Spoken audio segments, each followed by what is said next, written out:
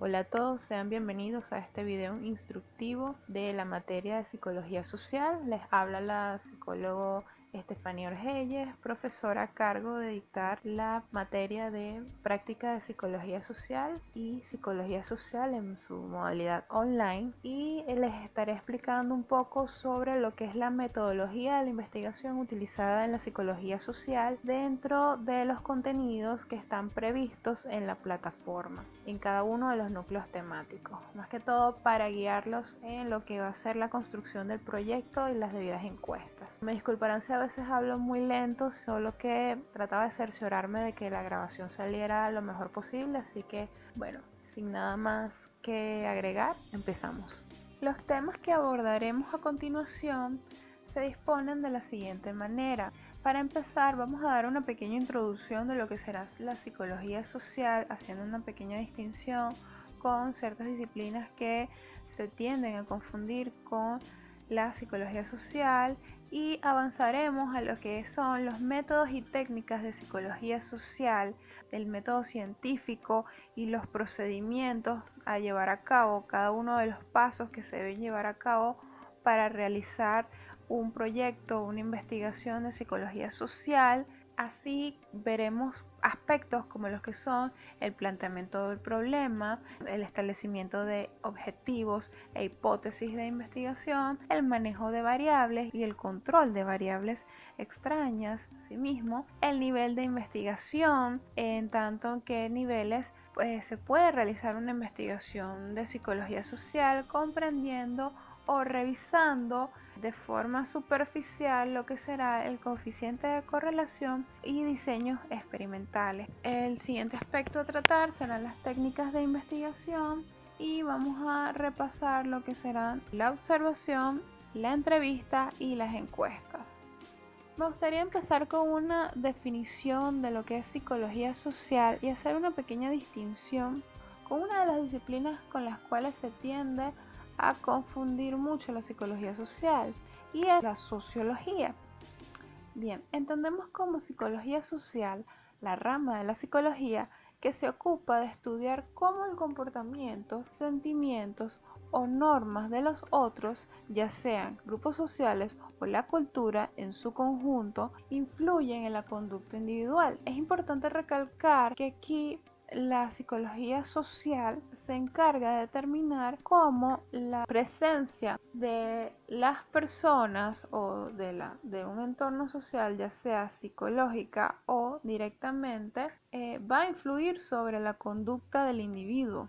Bien, en tanto a la sociología y la psicología, podemos afirmar que la sociología se va a encargar de, a pesar de que comparta con la psicología un interés por el comportamiento de las personas en un entorno social, en un entorno de grupos, la sociología se va a encargar más que todo de estudiar estos procesos que están relacionados directamente con un entorno grupal, estudiando el grupo como una unidad, y va a tratar temas de investigación o variables de investigación que son un poco más complejas de operacionalizar, como lo son las tasas de participación, por ejemplo, en temas de la política, en temas de votación, como por ejemplo la distribución de votos en comicios electorales, por ejemplo. Y por otra parte, la psicología social se va a encargar de estudiar la interacción individual de cada persona en un entorno social, determinando variables que son más específicas para su operacionalización, como lo pueden ser las actitudes sociales, los estilos de liderazgo, así como las distintas características de personalidad que van a determinar cómo la persona se va a desarrollar dentro de un entorno social. Entonces, queda aquí enmarcado lo que es la diferencia entre la psicología social y la sociología, entendiendo que si bien ambas comparten el interés por el estudio del comportamiento de los individuos en entornos sociales, se distingue por el nivel de profundidad con el cual aborda esta temática. En tanto, la sociología abordará los temas que competen a los grupos, mientras que la psicología se irá con los temas relacionados desde un punto de vista más individual. Claro, siempre tomando en cuenta el entorno social. Bien, para empezar tenemos que entender que el objetivo principal de la metodología en la psicología social es generar conocimiento científico en base a cómo el individuo interactúa y se desarrolla en un entorno social. Para ello, debemos entender también que el conocimiento científico entonces va a implicar una serie de condiciones o características con las que debe contar, que principalmente radican en primero la objetividad. Sí, debemos entender que principalmente debe estar alejado de todo sesgo de subjetividad. ¿Sí? 2. Debe ser veraz, es decir, que todos los hechos o fenómenos que estudia deben ser totalmente comprobables y verificables. También tiene que tener otro aspecto que es la parsimonía, en tanto a que dichos conocimientos científicos que se van a generar aporten las explicaciones más claras y sencillas y acertadas posibles para entender o explicar estos hechos o estos conocimientos que se están generando, de lo cual surge una necesidad, que es la necesidad de que esta información sea sistemática, que pueda organizarse en distintos niveles que permitan arrojar perspectivas en cada uno de estos niveles, yendo desde el nivel macro hasta el nivel micro para entender esta información. Todo esto, claro, converge en lo que va a ser el método científico.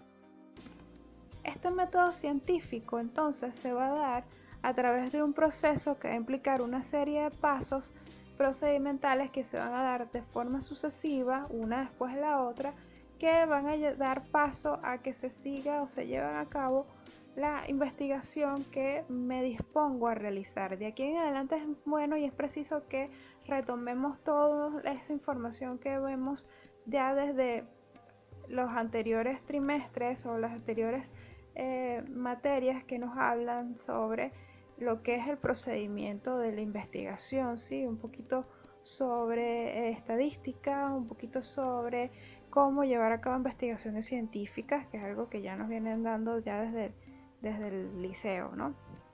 Pero aquí es importante que la vamos a retomar y a profundizar un poco para llevarlo al campo de la psicología social. Entonces, tenemos en cuenta que vamos a seguir una serie de 5 pasos, que el primero nos habla de identificar el problema, ¿sí? Averiguar qué es lo que pretendo investigar, plantear una pregunta inicial que va a ser la guía de toda la información. ¿Qué quiero saber? ¿Qué quiero buscar? Identificar el problema que quiero investigar en mi proyecto. 2. Plantear objetivos e hipótesis. Los objetivos principalmente son metas que me van a decir cómo voy a llevar a cabo estos conocimientos científicos, cómo voy a llevar a cabo mi investigación para llegar a estos conocimientos científicos que me pretendo buscar, ¿sí? ¿Qué quiero llegar yo? ¿A qué quiero llegar yo a través de mi investigación? Las hipótesis, por otro lado, son las suposiciones o qué es lo que yo creo que puede estar pasando o que pueden estar explicando estos fenómenos que estoy observando, ¿sí? ¿Cuáles son esas suposiciones que tengo que yo pretendo comprobar a través de mi investigación? Que bien puede ser cierta o no lo puede ser, es decir, puede ser cierta o falsa, pueden estar verificadas o puede ser totalmente nula, y eso es lo que yo pretendo a través de mi investigación averiguar. Luego de que yo tengo mis hipótesis y tengo mis objetivos planteados y claros, concretamente determinados, yo entonces me dirijo a hacer un proceso de recolección de datos.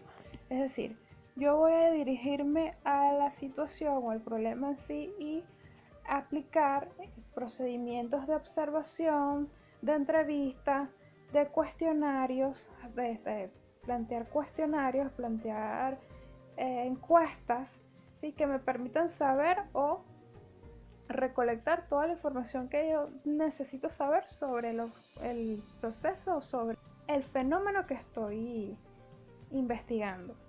Claramente todo esto lo registro y lo voy recolectando a medida que voy haciendo mi investigación, para luego ir al cuarto paso, que sería el análisis de los resultados de todas las evaluaciones o todas las recolectas de información que he hecho a través de diversas o las distintas encuestas o entrevistas que he hecho a las personas en el lugar, o bien si hice un método o un diseño de investigación que era experimental, ¿sí?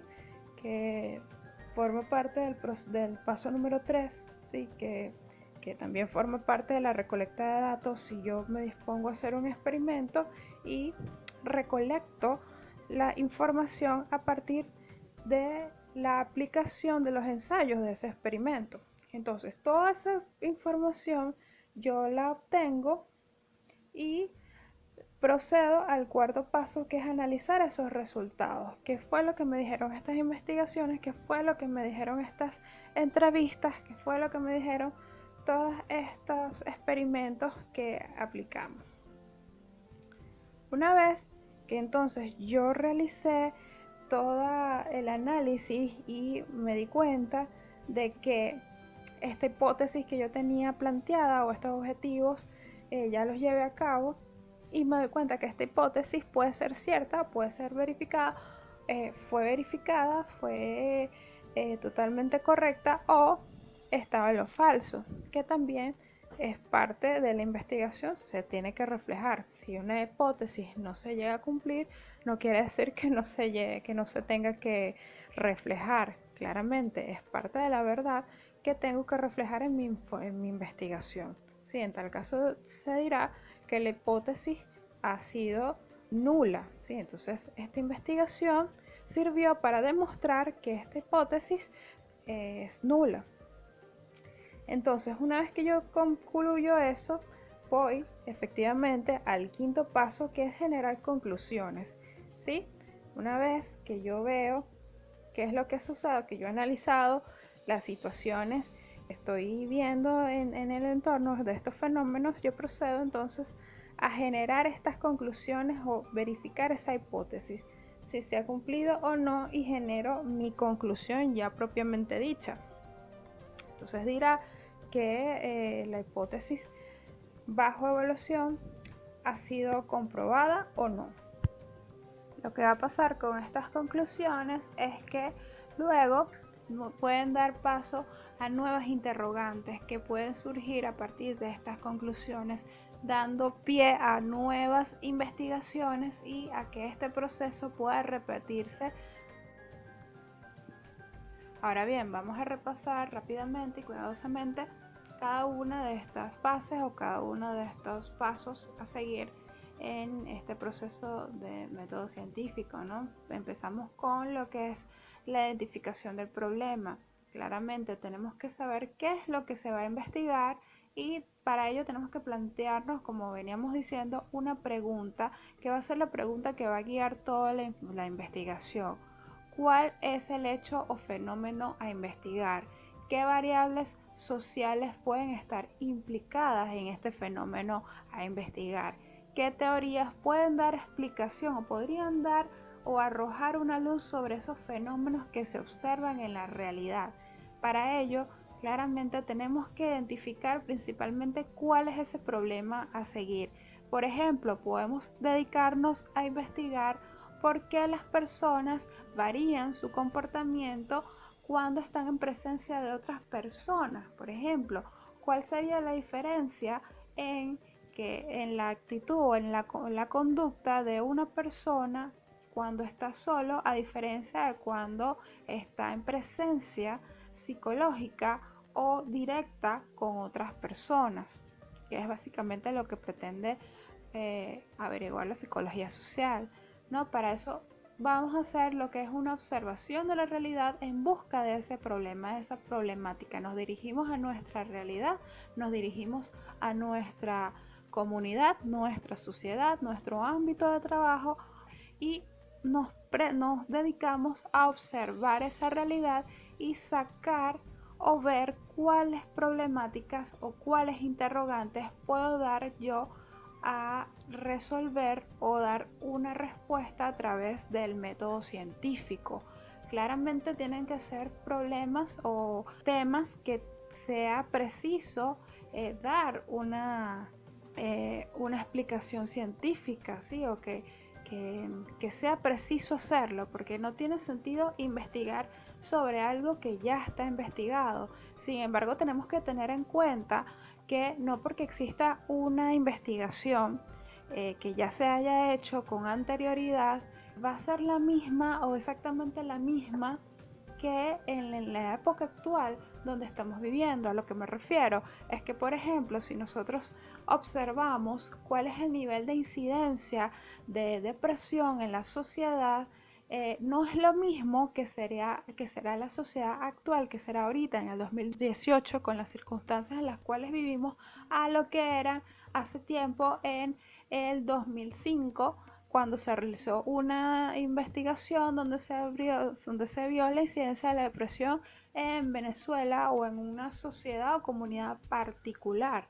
¿Sí? Va a variar dependiendo de la realidad que esté viviendo en esas circunstancias en ese momento. Entonces también hay que tener en cuenta eso. ¿Sí? Dos investigaciones nunca van a ser exactamente las mismas por el hecho de que están en contextos diferentes y en tiempos diferentes. Sin embargo, cabe resaltar que si algo ya está investigado dentro de los mismos parámetros de tiempo y circunstancia, no vale mucho la pena investigar sobre lo mismo. Si en tal caso investigaremos sobre cualquier otra interrogante que surja a partir de las conclusiones que se han dado de esas investigaciones. Entonces es cuando nosotros nos pretendemos a plantearnos una pregunta guía en esa información. Por ejemplo, ¿estará la depresión de la sociedad relacionada con el nivel de emigración de los venezolanos hoy en día? Vamos por poner un ejemplo. Entonces, sería una pregunta a la cual va a ser guía de la investigación y nos va a generar o nos va a enmarcar lo que sería nuestro marco teórico. Es en cuanto nosotros podemos hacer entonces un arqueo bibliográfico en donde nos planteemos investigar estas variables que debidamente quiero investigar o me interesa investigar. En este caso, por ejemplo, podría ser la variable de la depresión o el nivel de depresión que existe en los individuos. Entonces, por ejemplo, me pondría a investigar cuáles son los distintos niveles de depresiones que existen o que están tipificadas hoy en día en el DSM-4, DSM-5, CIE-10, por ejemplo, ¿sí? O cuáles son las teorías de depresión que están implícitas en eso. Pues puedo verificar, por ejemplo, qué dice Aaron Beck sobre la depresión o las creencias irracionales implicadas dentro de la depresión, solo por poner un ejemplo. Ahora bien, una vez que ya yo tengo identificado mi problema, tengo una pregunta guía, ya he empezado a construir ese marco teórico o ese arqueo bibliográfico, ya he observado la realidad y ya sé qué es lo que quiero investigar o me dispongo a investigar. Ahora me voy a proponer a determinar cómo voy a realizar esa investigación. ¿Sí? Para ello me voy a plantear objetivos e hipótesis para mi investigación. Estos objetivos tienen que plantearse de una manera clara, precisa, objetiva, de una forma que sea operativa para la investigación, para que me permita manejar esa investigación.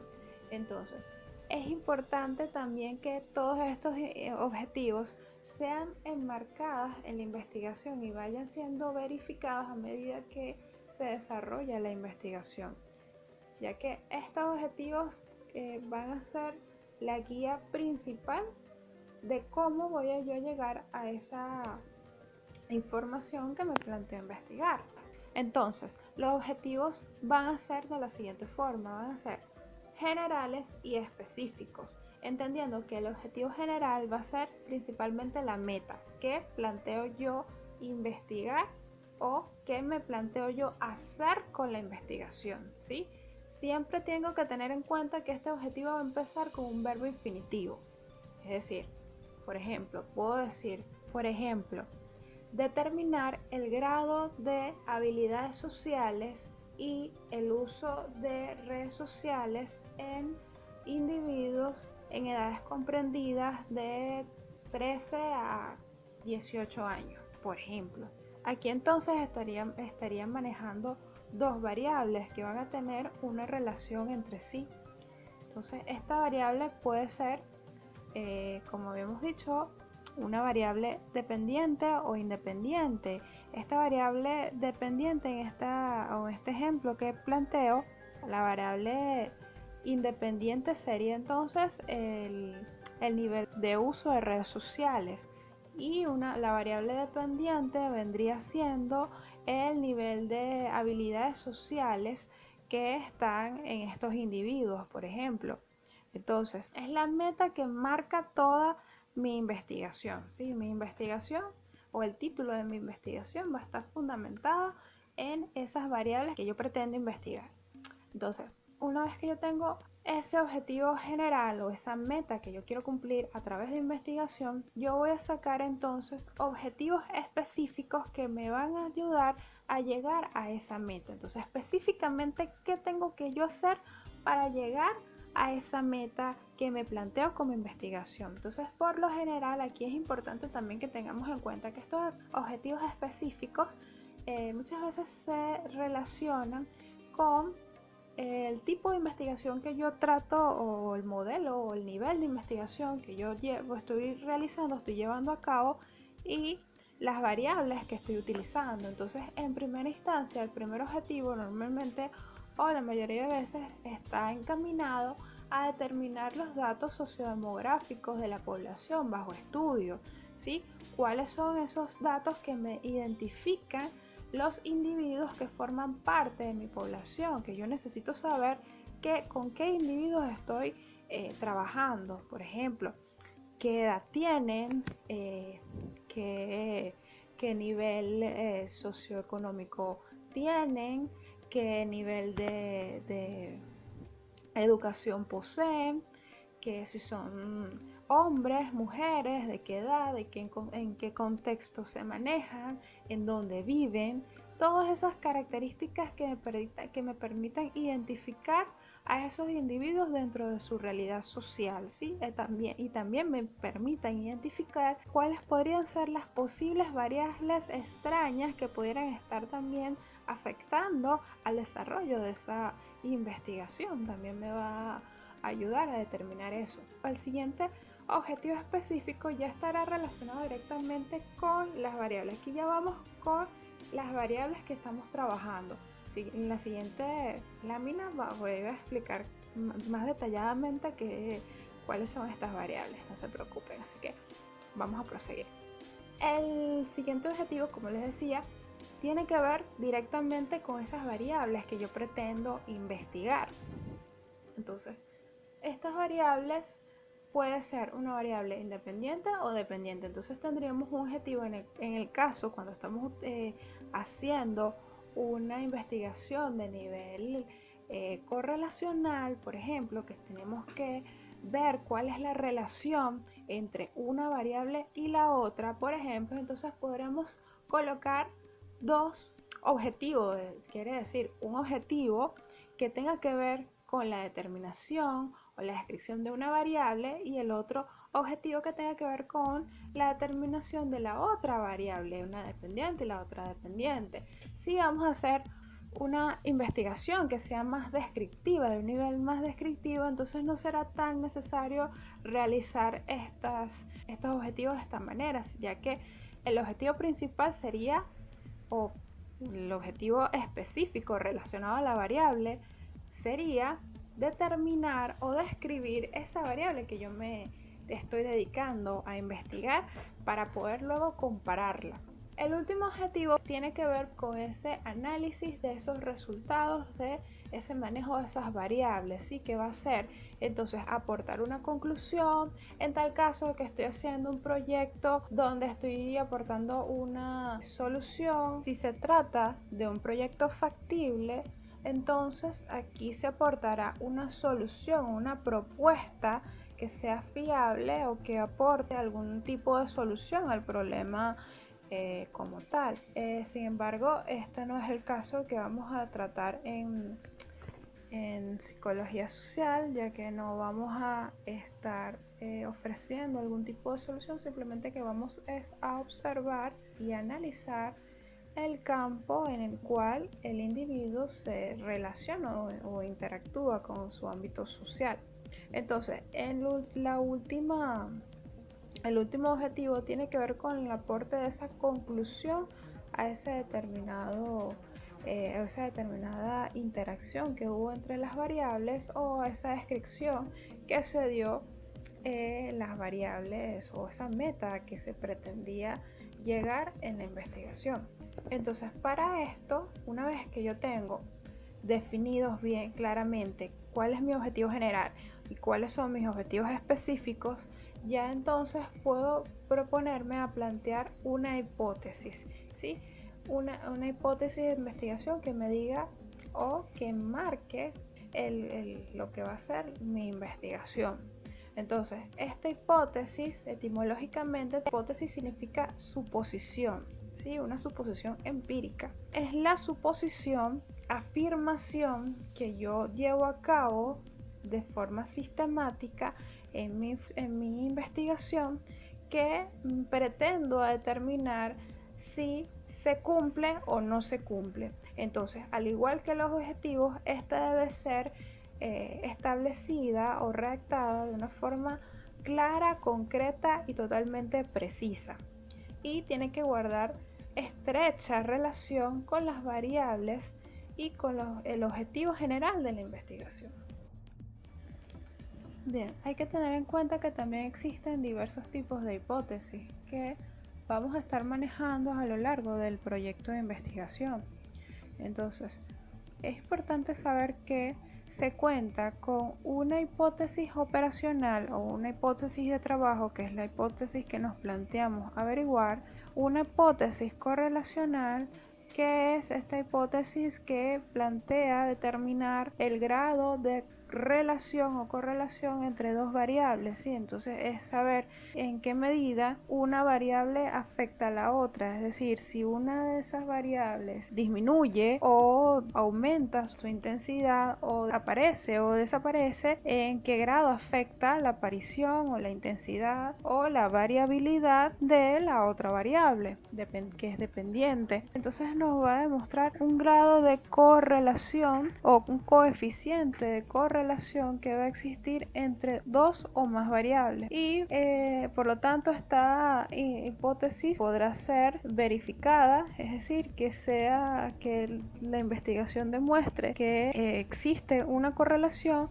o que no existe una correlación, dando una hipótesis nula. Hay que tener en cuenta que esta hipótesis nula no va a ser lo mismo que una correlación negativa o una correlación inversa, que en una investigación ambas variables tengan un bajo nivel de correlación o que tengan una correlación negativa en el índice de correlación o el coeficiente de correlación de Pearson, por ejemplo, que tengan una correlación por debajo de cero. ¿Sí? No tiene nada que ver con esa parte, sino que sencillamente ninguna de estas condiciones de correlación, ya sea positiva o negativa, fue corroborada, ninguna de estas se cumplió. Entonces eso quiere decir que las variables estudiadas parecen no seguir un patrón determinado concreto, por lo tanto pueden generar lo que pueden ser hipótesis alternativas. Las hipótesis alternativas son, como su propio nombre los dice, intentan ofrecer una respuesta que es alternativa a la que se plantea con la hipótesis de trabajo. Es decir, cuando no se cumple ninguna de las condiciones para que exista una correlación o para que no exista una correlación o para que se puede verificar o no se puede verificar la hipótesis de trabajo. Entonces se genera una hipótesis alternativa que simplemente ofrece una respuesta distinta a la pregunta de hipótesis planteada originalmente, que intente dar una explicación diferente a la que se ha venido trabajando en la investigación, que pudiera ser una potencial respuesta o una potencial origen de una nueva investigación. Estas a su vez se pueden dividir, al igual que la hipótesis de trabajo, en dos tipos.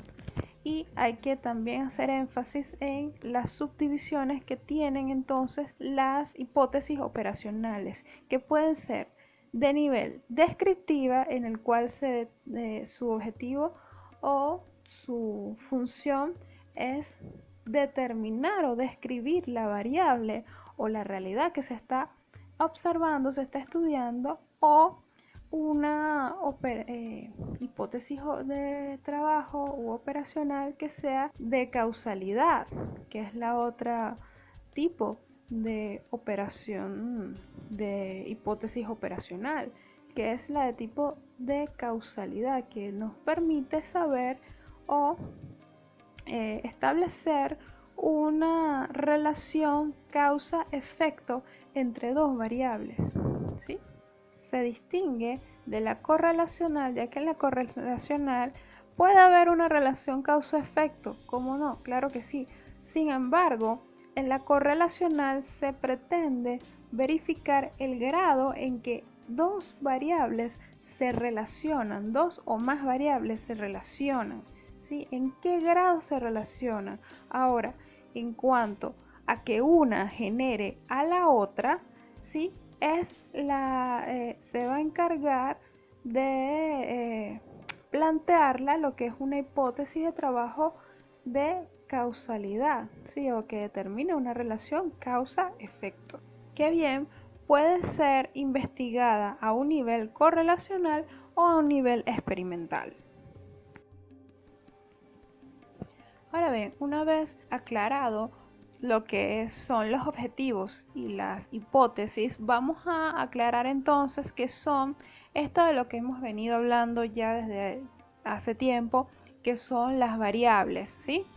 Vamos a especificarlas, a definirlas concretamente. Tenemos que una variable es un valor que puede cambiar, que varía. De allí es donde viene su nombre, variable. Puede ser uno de estos ejemplos. La edad de un sujeto, que puede variar de sujeto a sujeto, que puede variar así con el tiempo, es decir, puede tener variación que puede ser continua. Además, se tiene que tener en cuenta que puede ser de nivel cuantitativa o cualitativa, teniendo en cuenta que el nivel cuantitativo quiere decir estas variables que se pueden cuantificar, como por ejemplo efectivamente puede ser la edad, el tiempo que dura cierto fenómeno, que pueden medirse bajo magnitudes numéricas. Ahora, existen también variables cualitativas que no se pueden establecer bajo magnitudes numéricas, sino que son más que todo constructos o valores psicológicos, ¿no?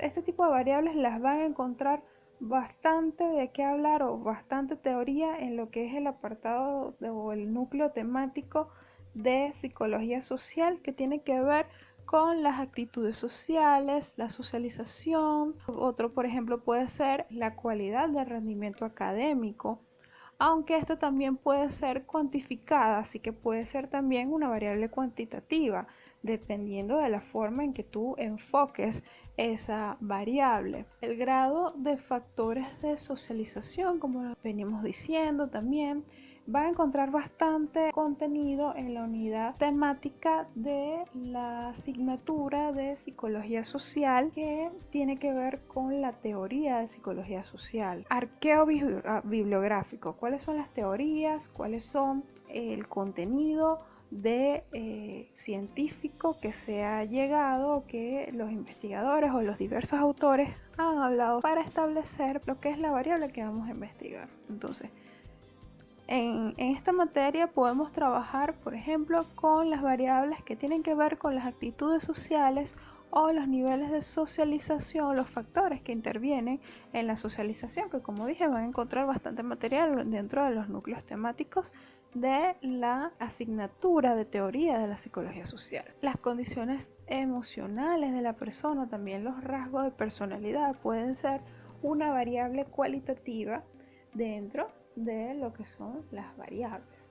Ahora, ¿cuál será entonces lo opuesto a una variable?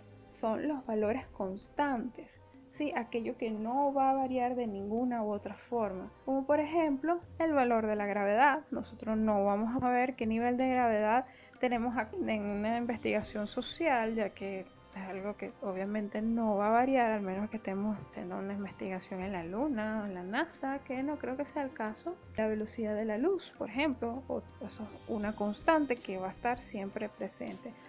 Hay que tener en cuenta que también esto es algo relativo, ¿sí? Por ejemplo, si nosotros vamos a hacer una investigación sobre la incidencia del embarazo precoz en adolescentes de 12 a 18 años, por ejemplo, vamos a tener que, si hablamos de embarazo precoz, existe un valor que es constante, ¿sí? En este caso sería que sean mujeres y que sean adolescentes, ya que no podemos hablar de embarazo precoz si estamos hablando de un hombre o si estamos hablando de una mujer de edad adulta, cuando ya no se considera que es un embarazo precoz.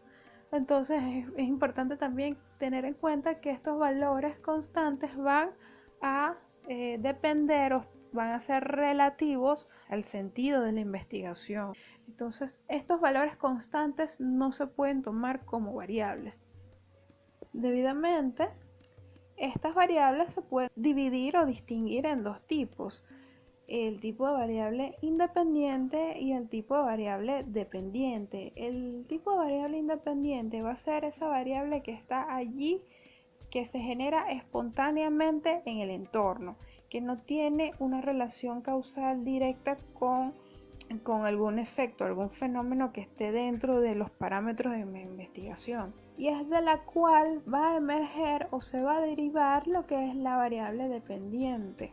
Por ejemplo, si yo me dispongo a investigar cuáles son las actitudes sociales o el grado de actitudes sociales frente a la emigración en Venezuela, por ejemplo, tendríamos que la emigración es la variable independiente, porque depende de ella las actitudes sociales que van a estar enmarcadas dentro de lo que yo pretendo investigar.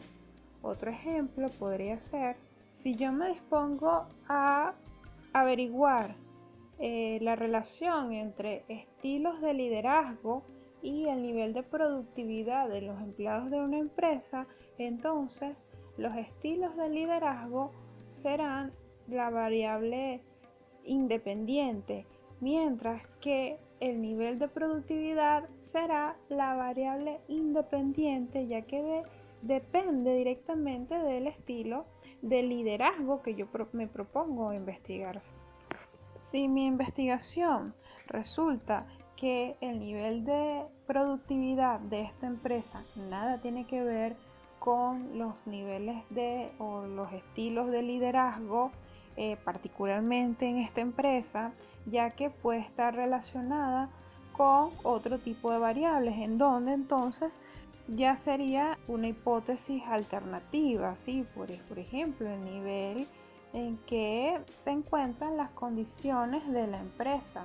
Esto daría paso a entender que podrían ser las variables extrañas. Las variables extrañas son todas esas variables que escapan al control de mi investigación, que pueden estar afectando dentro de lo que es mi investigación como tal, así que no las tengo contempladas en mi investigación, pero que podían estar afectando. En este ejemplo, si de repente descubro que no solamente los estilos de liderazgo están involucrados en la productividad de los trabajadores, sino que puede estar involucrado también la variable extraña de las condiciones en las cuales se encuentra el entorno físico donde trabajan estos trabajadores. Entonces son variables que se escapan al estudio y que, si yo quiero determinar exactamente la relación que existe entre el liderazgo y el nivel de productividad, yo tengo que controlar de alguna u otra forma para poder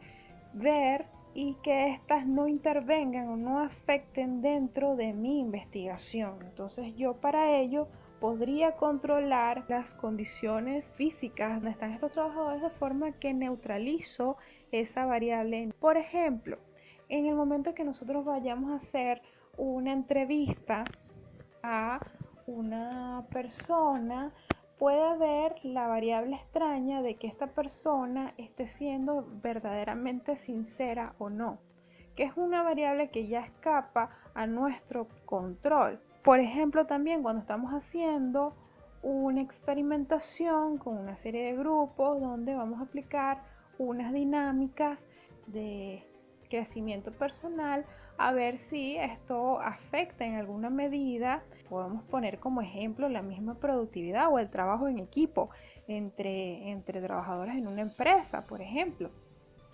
Entonces, puede que en ese momento que yo estoy haciendo ese experimento, a ver si ese procedimiento realmente es efectivo y funciona, resulta que hay otras variables en el ambiente que pueden estar afectando dentro de ese experimento, dentro de esa situación experimental, como pueden ser el calor, la temperatura del lugar, la disposición de los participantes, el número de participantes, el lugar, las condiciones físicas del lugar, si las personas pueden oírme o están dispuestas a realizar la investigación, si hay algún ruido externo que dificulte que cierta información llegue o que los participantes se sientan cómodos. Son variables que pueden estar afectando dentro de la investigación y que como investigadores tenemos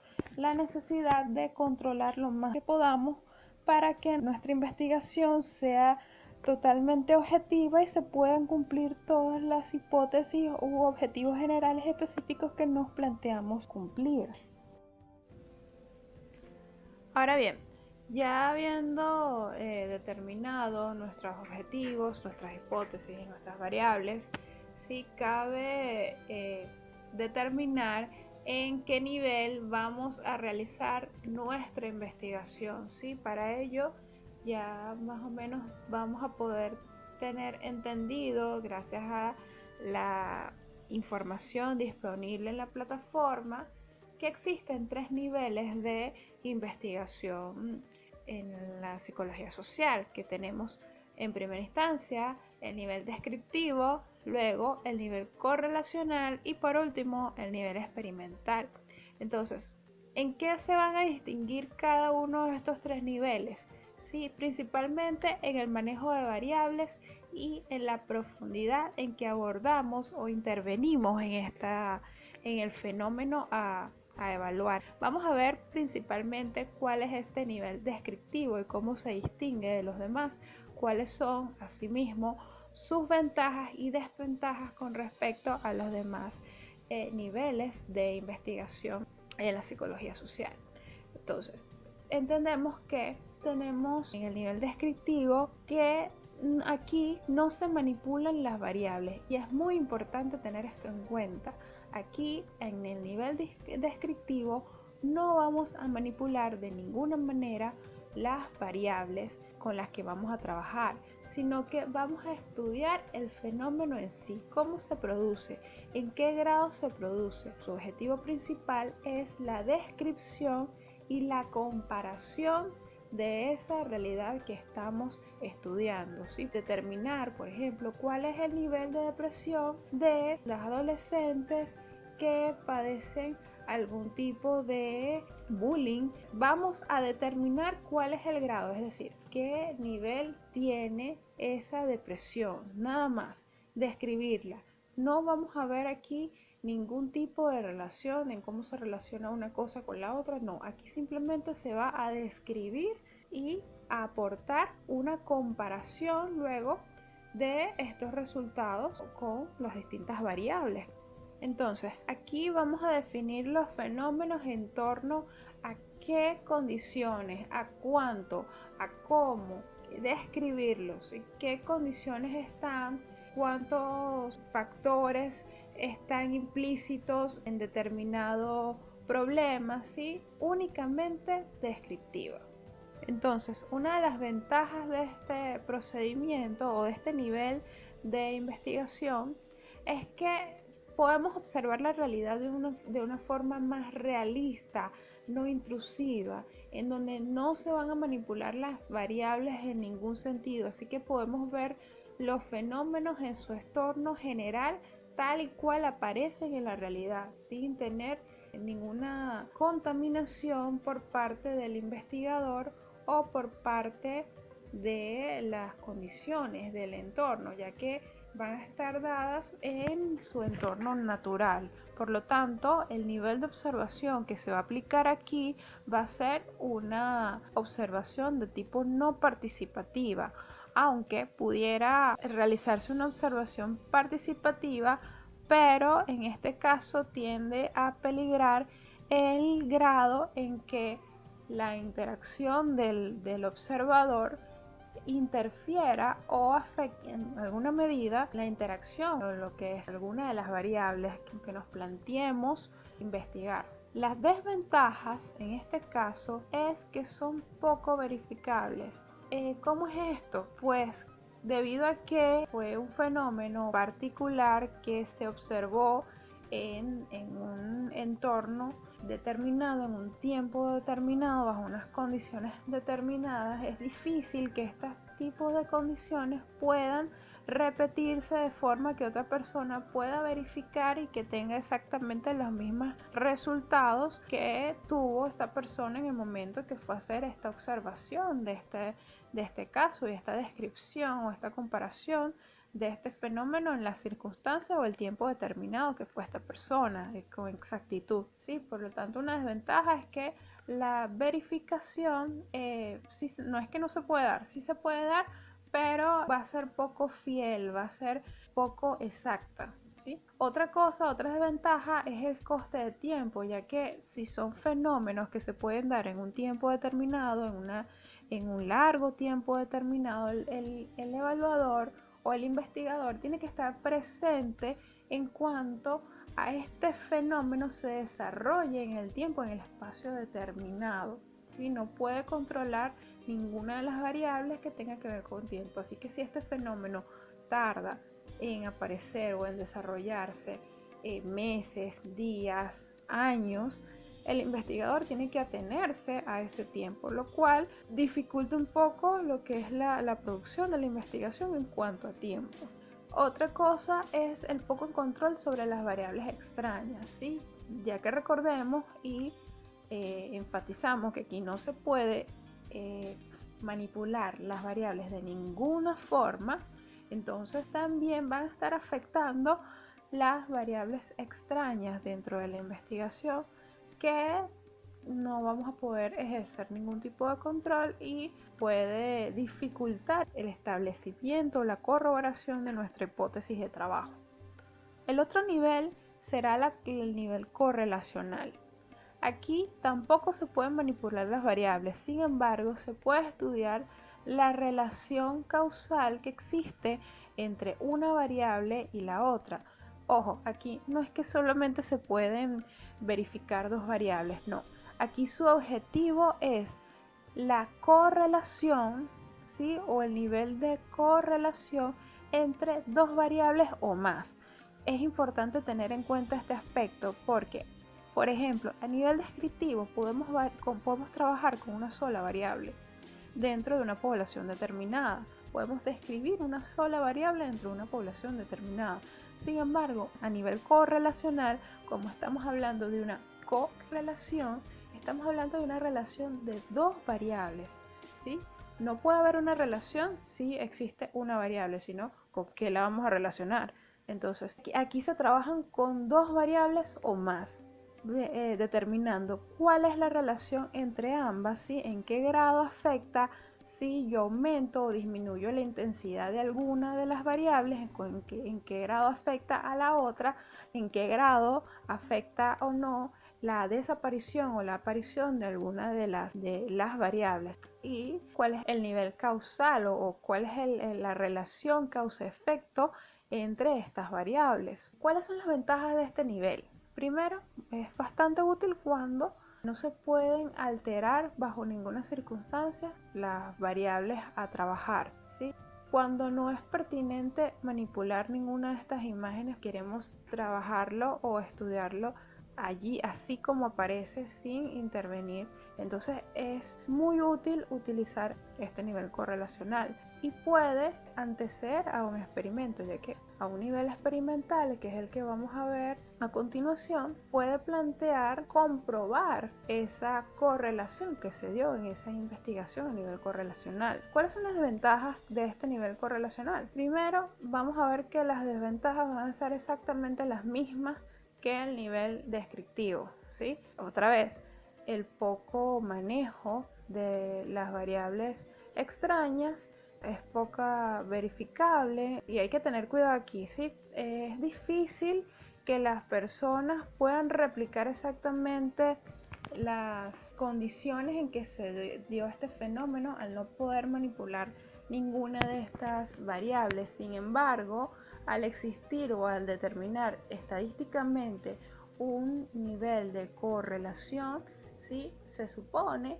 que el nivel de verificación debería ser un poco mayor que el nivel descriptivo. En este caso, el coste de tiempo también va a estar afectando en cierta medida, pero no tanto como a nivel descriptivo, ya que en esta parte pudiéramos tomar cierto aspecto de la realidad y establecer esa relación. Veamos que esto va como en un grado de dificultad, ¿sí? Sabiendo que el primer grado sería nivel descriptivo, luego sería un segundo grado que sería un nivel correlacional, un estudio un poquitico más profundo, nivel correlacional.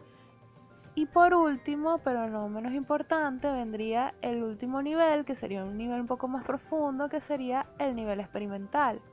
De este no vamos a profundizar tanto por los momentos, ya que luego vamos a desarrollarlo un poquito más y a entender un poco cómo sería ese diseño experimental.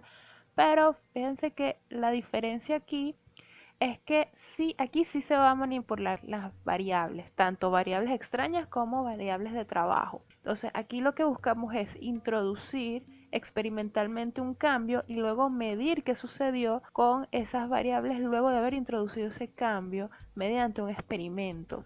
Entonces su objetivo principal va a ser el de medir y comprobar la relación causal o la posible relación causal que va a existir entre dos variables. Como dijimos anteriormente, va a venir después de que se ha hecho un estudio correlacional y ahora vamos a comprobarlo. Entonces, ¿cuáles son las ventajas aquí? Primero, que es totalmente verificable y comprobable, ya que este mismo experimento se supone que si tú lo explicas rigurosamente a través de una serie de pasos, entonces un investigador luego podrá replicar este experimento obteniendo los mismos resultados. Por lo tanto, su nivel de validez y confiabilidad está garantizado en este aspecto, ¿sí? Hay más control de las variables extrañas porque precisamente hacer un diseño experimental, el investigador va a hacer todo lo posible por tratar de controlar todas las variables extrañas posibles. De hecho, hay técnicas que se utilizan para eso. Y por último, las desventajas, que puede ser que, fíjense aquí paradójicamente, aunque tratemos de controlar todo, puede que perdamos lo que puede ser ese nivel de realidad, de realismo, de investigar algo como realmente pasa en su entorno, ¿sí? Ya que estamos trabajándolo ya a un nivel de, puede ser de laboratorio, un entorno totalmente controlado que muchas veces va a distar de lo que es la realidad o la aparición de ese suceso en la realidad. Pero bueno, todo depende de la configuración que se haga en ese momento de ese diseño experimental. Esto llevaría a otra desventaja, que es el coste en cuanto a recursos, ¿sí? ¿Cuánto me va a costar entonces diseñar ese experimento y manejar a los sujetos de experimentación en ese sentido, ¿sí? Para poder comprobar esa relación que existe entre las variables. Ahora bien, aquí me parece pertinente hacer un paréntesis para recordar un poco de estos conocimientos en estadística, en donde nos hablaban de qué es un coeficiente de correlación. Entonces vamos a recordar un poquito y hacer alusión a esto de forma un poco superficial, ¿sí? En donde vamos a definir el coeficiente de correlación como esta forma en que se mide la fuerza y el sentido de la relación lineal entre dos variables cuantitativas, ¿sí? Teniendo en cuenta que se habla de una relación lineal, ya que si lo colocamos de forma gráfica, vamos a ver que en el gráfico va a haber una línea recta que va a estar dispuesta entre X y Y de forma diagonal, ¿sí? Entonces, entre más los puntos se acerquen a esta línea diagonal, ¿sí? Va a haber una relación lineal. De ahí viene lo de relación lineal. Ahora, el coeficiente de correlación comúnmente se distingue con la letra R o la letra ρ, que es una letra griega que tenemos aquí, y es una medida de asociación entre variables, ¿sí? Variables aleatorias que pueden ser, entendiéndose que estas variables pueden ser X y Y, cuyo valor varía entre 1 y menos 1, entendiendo que menos 1 el valor negativo y más 1 el valor positivo. Aquí es importante tener en cuenta que mientras el resultado se acerque más a 1, va a ser una correlación perfecta. Entre más el resultado se acerque a 1. Entonces, esta correlación puede ser negativa o positiva. Nada tiene que ver de que si una relación es negativa o una tiene positiva, que no haya relación. No. Se entiende que no hay relación es cuando este resultado de este coeficiente de correlación me da una cifra por debajo o, entiéndase, más cerca del cero. ¿Sí? Por ejemplo, si me da un resultado de 0,4, 0,3, voy a entender que es una correlación baja porque se está acercando más al cero. ¿Sí? De igual forma, si me diera una correlación de menos 0,3 o menos 0,4, menos 0,1, vemos que esta cifra se está acercando más al cero, por lo tanto el nivel de correlación es baja. La forma en que esta correlación sea buena o sea fuerte o sea perfecta es que llegue al nivel de 1, porque es la escala que este sistema de correlación, que es el sistema de correlación de Pearson, me dice que pueden estar correlacionadas o no dos variables.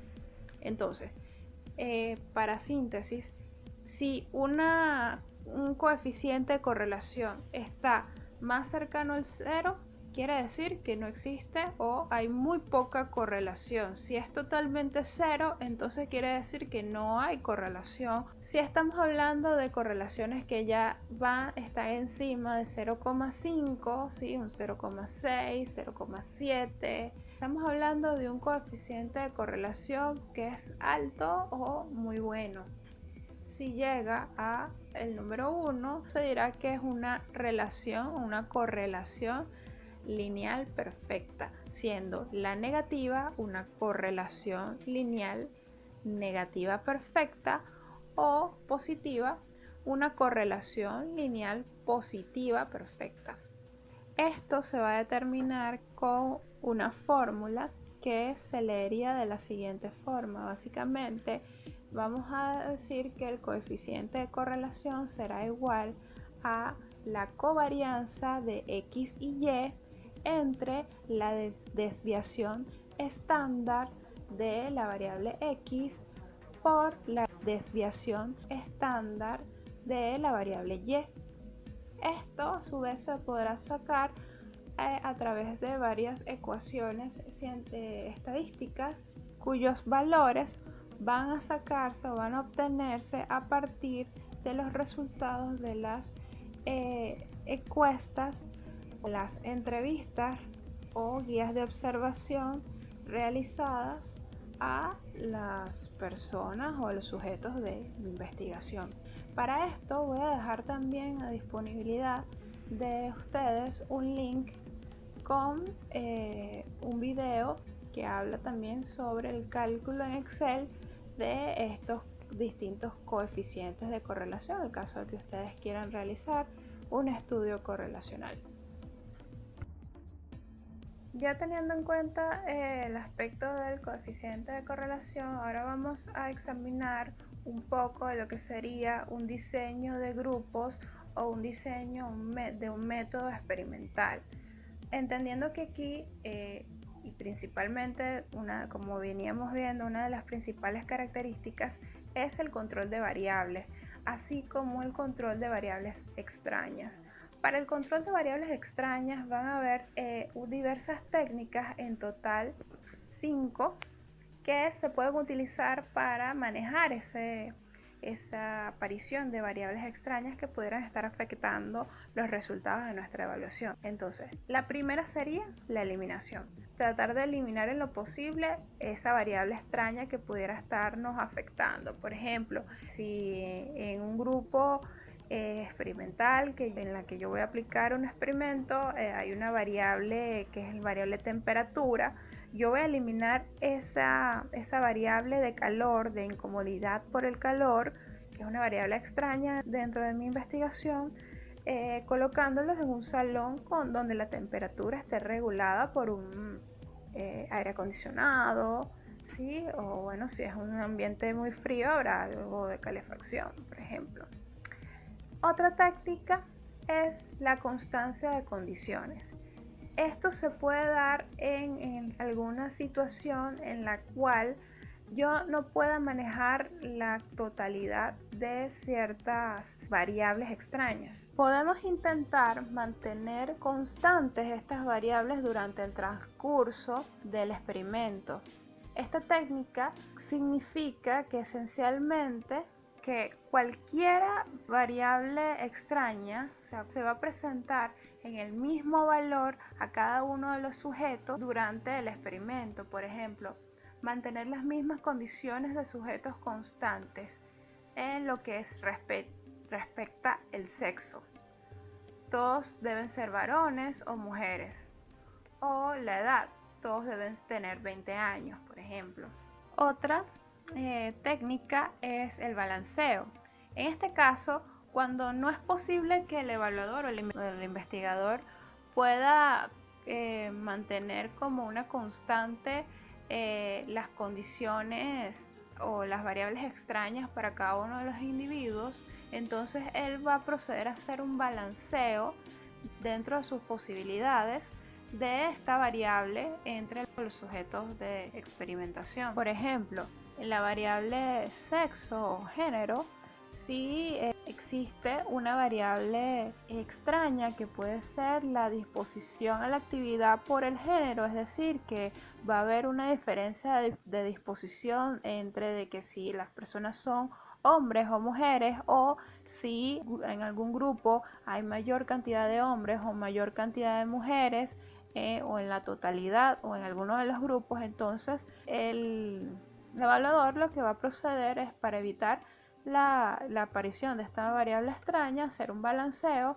y tratar de que en ambos grupos haya la misma cantidad de hombres y mujeres en cuanto a esta variable que veníamos diciendo que es la variable de sexo o género. Ok, otra técnica es el contrabalanceo. Fíjense aquí se complica la cosa un poco más porque existen algunos experimentos en los cuales los sujetos de experimentación pasan por determinados ensayos que van a repetirse en un tiempo determinado, que son muy prolongados, o que de repente ellos tengan que venir por varias sesiones a pasar por los mismos ensayos. Entonces, puede pasar que una vez que estos personas hayan venido a la repetición de estos experimentos, sí, al inicio se hizo lo que pudo ser un balanceo en cuanto a que todas las condiciones fueron dadas exactamente igual a todos los sujetos. De repente puede existir una que nazca una nueva variable de experimental, o una nueva variable extraña, perdón. Esta nueva variable extraña tiene que ver con un factor de aprendizaje en la situación experimental, ¿sí? Que no estaba contemplada al inicio, ¿sí? Que puede hacer que las primeras personas en pasar por los ensayos experimentales tengan mayor disposición que las personas que han esperado más tiempo, los grupos que han esperado o han pasado de últimos para realizar el experimento, o que haya un nivel en que la persona se haya aprendido ciertos comportamientos, ciertas respuestas que pudieran estar afectando el resultado de las pruebas realizadas o los experimentos realizados. Por lo tanto, el evaluador tiene que hacer un contrabalanceo en donde él va a ir variando la aparición de estos estímulos o de estas condiciones de las pruebas para los sujetos de forma moderada, para evitar esta aparición de este aprendizaje. Por ejemplo, si algunos individuos, como veníamos viendo, han aprendido en que las primeras personas entran con una mayor disposición que los últimos, o que de repente ellos estaban haciendo un experimento que tuviera que ver con alguna luz, entonces ya se han aprendido que cierta luz significa algo determinado. Entonces el evaluador lo que va a hacer es variar un poco la aparición de eso. Entonces, por lo menos va en algunos ensayos, por este contrabalanceo, va a pedirle que las personas que estaban pasando de últimas ahora empiecen a pasar de primeras, y las personas que ya se están aprendiendo algunos de los respuestas a los ensayos o de algún estímulo determinado, entonces se presentan estos estímulos de forma desordenada o se van variando para evitar este aprendizaje que afecte en la veracidad de las respuestas de los individuos. El quinto técnica de control de variables extrañas se va a dar en el momento en el que se tenga en cuenta, o el evaluador tenga en cuenta, que existe una variable extraña que está afectando o que puede afectar el experimento, pero que no sabe cuál es, no la ha logrado identificar, o que de alguna forma no le es posible controlar en su totalidad. Entonces lo que va a proceder aquí es hacer una selección al azar. De repente, esta variable extraña eran variables dependientes en cuanto a la personalidad de cada uno de los individuos, o que tuviera que ver con algún trauma específico o personal de alguna de las personas que estaba interfiriendo con el resultado de lo que es el experimento como tal. Entonces, en este sentido, el evaluador ya no puede adivinar cuál será este tipo de variables, o de repente ya no las puede controlar, así que lo que hará es seleccionar al azar cada uno de los grupos, y se reflejará en la investigación que puede darse la existencia de una variable extraña, pero que en torno a eso se han escogido grupos al azar, por lo cual no se contará la incidencia o la aparición de una variable extraña, ya que estos individuos fueron escogidos totalmente al azar. Por lo tanto, cualquier aparición de una variable extraña va a quedar invalidada por el hecho de que los grupos fueron escogidos al azar. Ahora, vamos a ver cuál sería uno de los diseños más clásicos o más utilizados en lo que es la experimentación en el campo de psicología social. Uno de los diseños más básicos y utilizado será el diseño con dos grupos, entendiendo que aquí existirán dos tipos de grupos a utilizar. Voy a tener una población en la cual voy a sacar una muestra que voy a dividir en dos grupos para aplicar el experimento o el ensayo. El ensayo aquí a nivel experimental, el ensayo se refiere a las veces que yo aplico la actividad que es el experimento como tal. Entonces, voy a tener un grupo de control y un grupo experimental. El grupo experimental es el grupo de personas a las cuales yo le voy a aplicar el ensayo, a las cuales yo le voy a aplicar el procedimiento de investigación que estoy haciendo. Voy a explicar las variables que estoy estudiando. Mientras que el grupo de control va a ser ese grupo en el cual no se le va a aplicar ningún tipo de ensayo, no va a estar sometido a ningún tipo de experimentación, sino que me sirve para yo saber cuál es la diferencia entonces si estas personas, este grupo que pasa por el tiempo determinado, al igual que el grupo experimental, pasa por las circunstancias determinadas. Sin embargo, el grupo experimental tiene la diferencia que se le aplica el experimento, se le aplica el ensayo. Entonces vamos a ver cuál es la diferencia que existe entre los individuos del grupo experimental y el grupo de control. El grupo de control me permite entonces establecer un marco de referencia con relación a los resultados que no van a ser observados si no se aplica el experimento.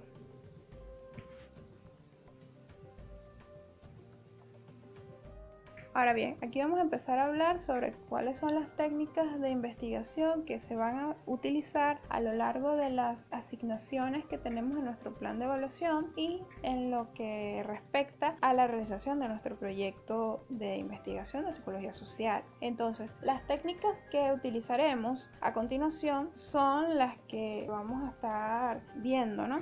Estas técnicas se basan principalmente en la observación. Tenemos que existen dos tipos o dos formas de clasificar la observación. La primera se va a basar en tanto al nivel de participación que va a tener el investigador en la investigación o en la observación como tal. Entonces, esto puede ser de forma participativa o no participativa.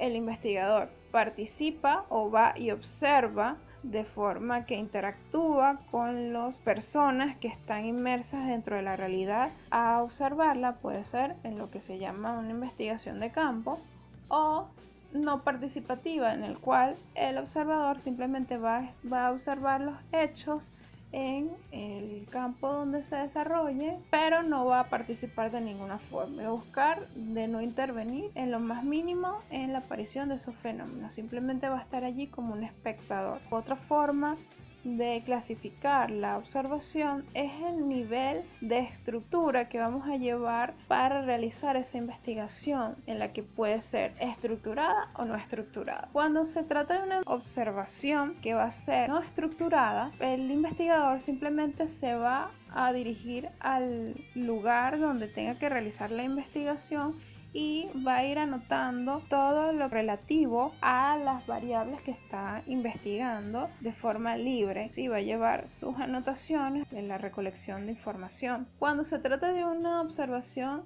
estructurada, aquí el evaluador puede llevar lo que es una lista de cotejo o un checklist, como lo vemos allí en el dibujo, en donde él va a ir marcando los aspectos que va a tratar de ubicar o no en la realidad que se está observando. Él va a estar simplemente siguiendo una guía de observación en este caso. La otra técnica a utilizar serían las encuestas y las entrevistas.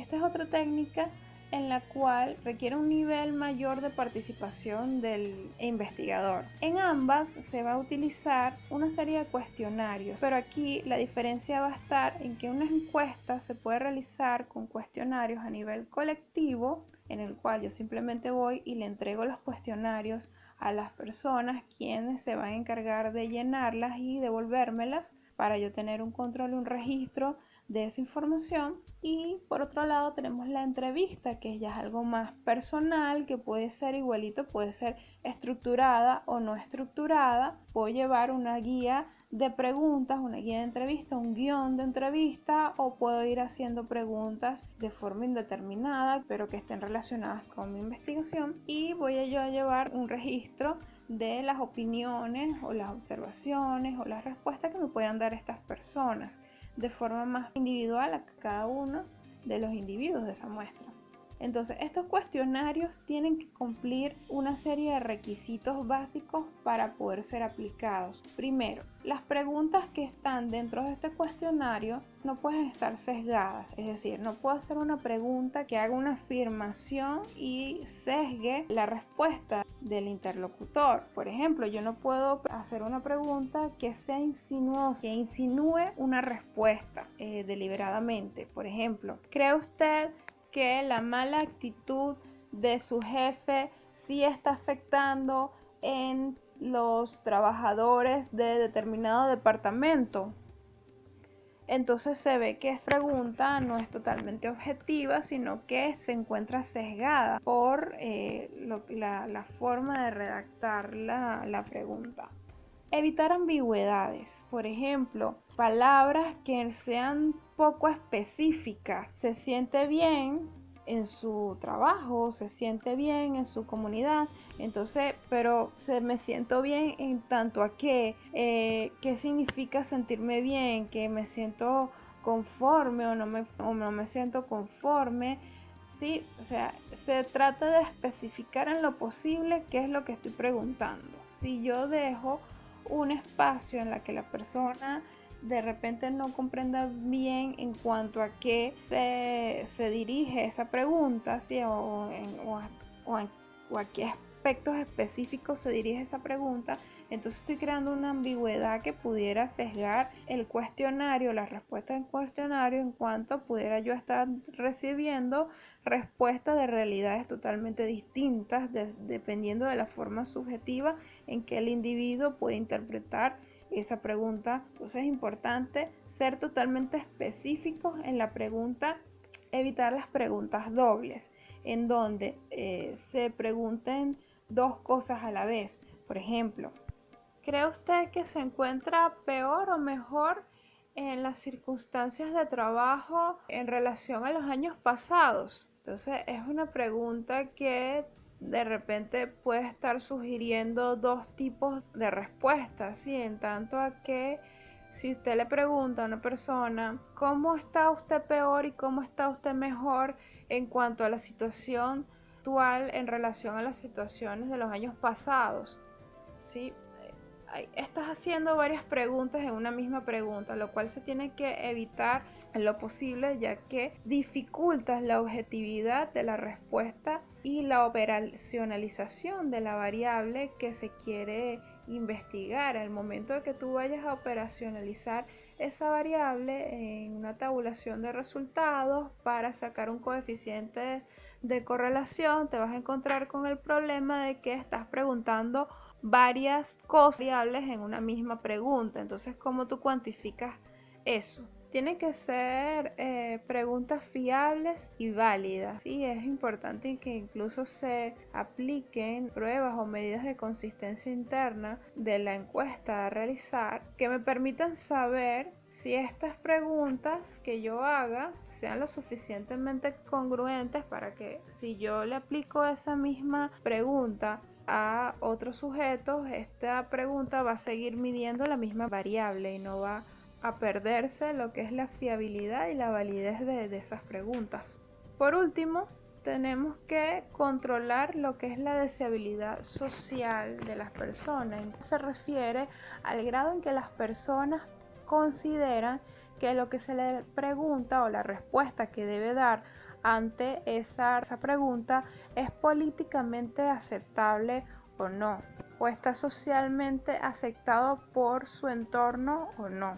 Por ejemplo, los temas relacionados con racismo, con política, con religiones, por ejemplo, si tú le preguntas a una persona que los inmigrantes deben tener alguna consideración al llegar al país o al emigrar a otros países, ¿sí? Entonces son temas que pueden ser controversiales y que pueden generar una matriz de opinión que esté sesgada por lo que digan las demás personas. Y entonces, si por ejemplo la persona puede detenerse un momento a pensar, puesto que tiene que atenerse a lo que la sociedad le exige que responda. Sí, sabemos que tratar a las personas por su color de piel está mal en una sociedad en la que vivimos. Por ejemplo, hablar de personas que tienen diferentes tipos de creencia también está mal, puesto que se deben respetar las distintas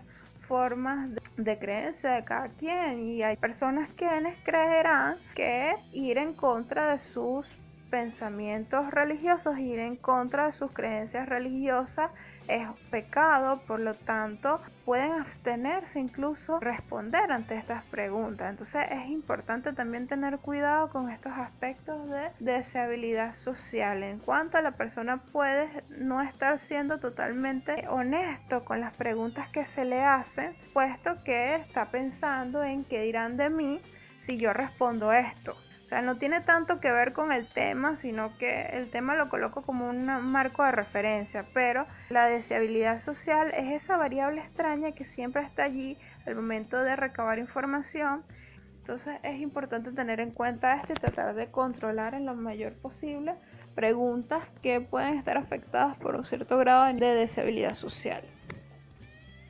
Y bien, con esto concluimos el desarrollo de la temática muy importante a tener en cuenta en la realización de cada una de sus asignaciones dentro de la materia de lo que sería tanto la teoría de psicología social como la práctica de psicología social. Les invito también a estar atento a cada uno de los materiales que voy a estar compartiendo dentro de la plataforma de educación a distancia, y estar al tanto también del plan de evaluación y las fechas de entrega de cada una de las asignaciones. Sin nada más que agregar, me despido. Hasta luego.